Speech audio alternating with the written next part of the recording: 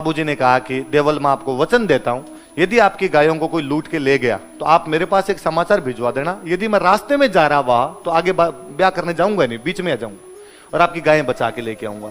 मैं यदि 10 किलोमीटर पहुंचा 10 किलोमीटर से ही वापस आ जाऊंगा। मैं यदि वहां पहुंच गया और तोरण मार रहा हूं और उस टाइम मेरे को न्यूज मिली कि भाई आपकी गायों की लूटपाट होगी, मैं बिना तोरण मारे वापस आ जाऊंगा। इवन यदि मैं फेरे ले रहा हुआ तो मैं बिना फेरे लिए बीच में आ जाऊंगा। मैं खाना खा रहा हूं तो खाना छोड़ के आऊंगा, पर आपकी गायों को बचाऊंगा, आप मुझे घोड़ी दे दीजिए। जब कोई इतना एश्योर करे, इतना विश्वास दिलाए, तो देवल ने कहा भाई ठीक है, आप घोड़ी ले जाओ। वाकई केसर कालमी बहुत सुंदर घोड़ी थी। बाबूजी जब केसर कालमी पे बैठे तो बाबूजी और फूटने लगे।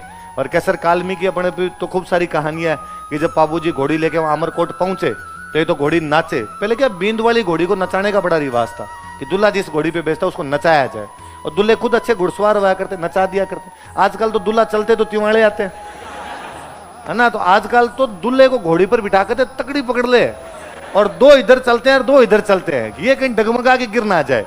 अच्छा, कई दूल्हे तो पिए भी और रहते हैं आजकल, साथ में दारूड़िए दोस्त होते हैं, वो कोई पिलाते तो भाई कॉन्फिडेंस रहेगा, भाई उसमें पिया हुआ और है तो भाई उसमें डिगमिग होता रहता है।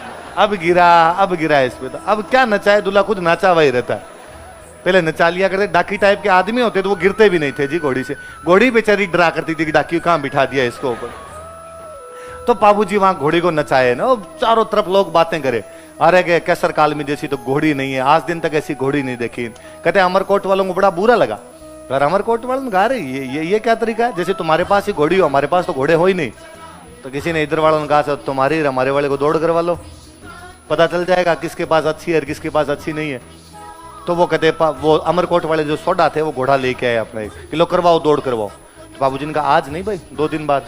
हम इतने किलोमीटर चल के, हमारी घोड़ी थकी हुई है, तुम्हारा घोड़ा तो एकदम फ्रेश है, तो अभी हाथों हाथ दौड़ कराओगे तुम्हारा घोड़ा जीतेगा ही। तो उन्होंने कहा ये तो बातें हैं बाबूजी, 2 दिन बाद में कोई नहीं होगा, करवानी तो अभी करवा लो। और इसका मतलब डर गए अभी आप यदि दौड़ नहीं करवा रहे हो। बाबूजी ने कहा देखो और कुछ ही कर सकते हो, जयकांत सिकरेगा ईगो हर्ट नहीं कर सकते तुम, लोग कराओ देखो। और केसर कालमी को दौड़ाया, केसर कालमी थकी हुई थी, उसके बावजूद घोड़े को पीछे छोड़ दिए और सबने और तालियां बजाई। अमरकोट वालों की और धूड़ धानी हुई कि लो साहब, केसर कालमी थकी हुई थी फिर भी तुम्हारे घोड़े को तो हरा गए।